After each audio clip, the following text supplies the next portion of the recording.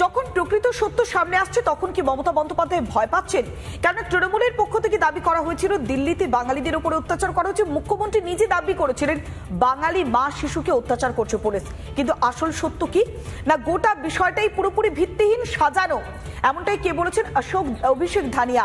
অর্থাৎ দিল্লি পুলিশের পক্ষ থেকে স্পষ্ট করে দেওয়া হচ্ছে সিসিটিভি ফুটেজ খতিয়ে দেখার পর কোনো প্রমাণ পাওয়া যায়নি। কিন্তু প্রবাসী ভারতীয়রা, প্রবাসী বাঙালিরা তারা কেমন রয়েছে, বিশেষ করে দিল্লিতে রাজধানী শহরে যারা রয়েছেন তারা কি বলছেন?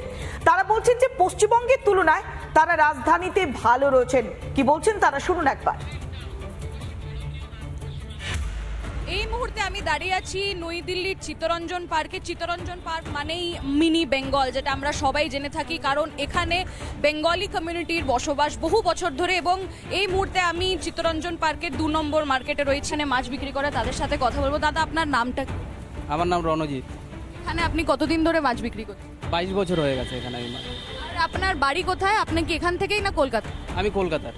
কলকাতায় কোথা থেকে? ওয়েস্ট বেঙ্গল, উত্তর 24 পরগনা। দাদা, এখন একটা ব্যাপার হচ্ছে, মমতা ব্যানার্জি বলছে যে যারা বাংলা বলছে তাদের নাকি তুলে নিয়ে যাচ্ছে বাংলাদেশি ভেবে। এরকম আপনাদের সাথে কিছু হয়েছে? না, এখানে আমাদের সাথে এরকম কোনো ঘটনা হয়নি। আমরা এখানে সুস্থ সবল ব্যবসা করছি। পশ্চিমবাংলার মানুষকে ভোটের সময় বিভ্রান্ত করার জন্য এগুলো বলা হচ্ছে। সিআর পার্কে বাঙালি আমরা যারা আছি, এটা আজকের বসতি না, সে 71-এর পরে। আমরা যে ওয়েস্ট বেঙ্গলের থেকে ভালো আছি এখানে, বুঝলেন? পলিটিক্স মুক্ত, কোনো ইউনিয়ন নেই, কিছু নেই।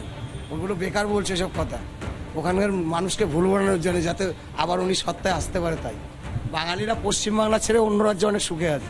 আমরা তো 40, আমার বাবার 50 বছর উপরে দিল্লিতে আছে। তা বাঙালিরা একদম আরামসে রিল্যাক্স হয়ে খাচ্ছে দাচ্ছে, জব করছে, কাজ করছে। তা কোনো ইস্যু নয়, এখানে নর্মালি আছে। এটা তো আমরা যেখানে আছি এটা পুরো বাঙালি কলোনি হচ্ছে। আমার নাম সাবিত্রী। আপনি এখানে কতদিন ধরে কাপড় জামার দোকান দিচ্ছেন? বহুদিন ধরে করছি, 10 বছর হতে যায়।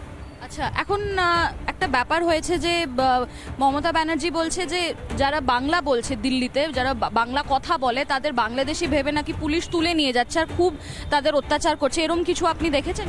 না, এরকম আমি কিছু দেখিনি। এরকম কোনো খবর আমাদের চিত্তরঞ্জন পার্ক প্রাঙ্গণে? না না, এরকম কোনো খবর পাইনি এখন অবধি। সবাই এখানে সুখে শান্তিতেই আছে? জি হ্যাঁ। হ্যাঁ, পুলিশওয়ালা মাঝে মধ্যে আসে, এসে বলে, আর যদি এরকম কেউ থাকে আমাদেরকে খবর দেবেন। আর এগুলো যদি কেউ বলে থাকে তাহলে ভুয়া বলেছে। এটা তো খুবই ক্লিয়ারলি এখানে দেখা যাচ্ছে যে মমতা ব্যানার্জির দিক থেকে যতগুলো অ্যালিগেশন লাগানো হচ্ছে যে দিল্লির বাঙালিদের ওপরে অ্যাটাক করা হচ্ছে বা তাদের টার্গেট করা হচ্ছে এবং তাদের বাংলা বলে যে বাংলাদেশি ভেবে তুলে নিয়ে যাওয়া হচ্ছে, সেইটা পুরোপুরি ভুল। যারা ইল্লিগালি ভাবে বাংলাদেশ থেকে এখানে এসে রয়েছে নানান কলোনিতে, তাদেরকে পুলিশ ভেরিফিকেশন করে তাদেরকে ডিটেনশন ক্যাম্পসে নিয়ে গিয়ে ডিপোর্ট করছে বাংলাদেশে। শুনলেন তো আপনারা মমতা বন্দ্যোপাধ্যায় কি দাবি করেছিলেন আর বাস্তব তথ্যটা কি, বাস্তব সত্যি কি বলছে? সবটাই নাকি রাজনীতি করা হচ্ছে, এমনটাই অভিযোগ করছেন বিজেপি নেত্রী লকেট চ্যাটার্জি। পরিযায়ী শ্রমিকরা আজকে যারা বাইরে রয়েছে তাদেরকে নিয়ে তিনি বাংলা নিয়ে কথা বলছেন।